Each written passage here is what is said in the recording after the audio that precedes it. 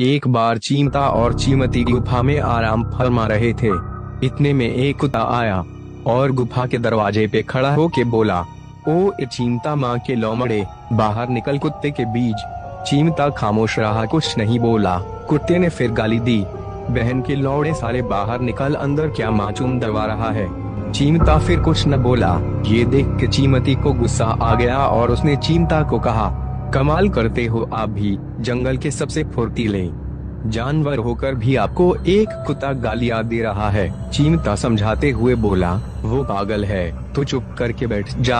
चीमती नाराज होते हुए बोली, नहीं, आप मेरे पति हो, आपको वो गालियां दे मैं बर्दाश्त नहीं कर सकती। चीमता ने फिर समझाते हुए कहा, कुत्ता है वो, उसको भौंकने दे, भौंक के चला जाएगा। इतने में कुत्ते की फिर से आवाज आई, चीमता माँ के लौड़े, बीवी की गांड में मुंह को छुपा के बैठा है, बाहर निकल। बस ये सुनते ही चीमती का दिमाग हिल गया।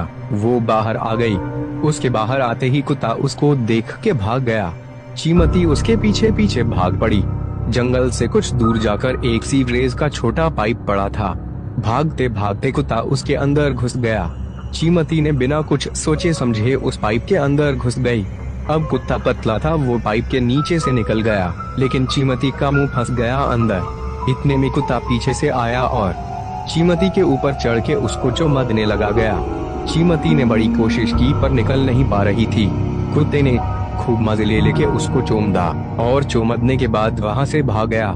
किसी तरह से चीमती बाहर निकली और लूटा पिटा मुंह लेके वापस घर की तरफ चल पड़ी। जैसे ही वह घर के अंदर घुसी, चीमता ने उसको देखते ही पूछा, मारवा आई गांड। चीमती ने हैरान होकर पूछा, आपको कैसे पता?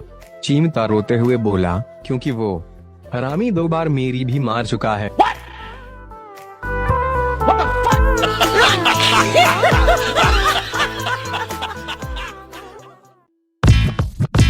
असली है जो भी नजर में वो असली है, नकली है।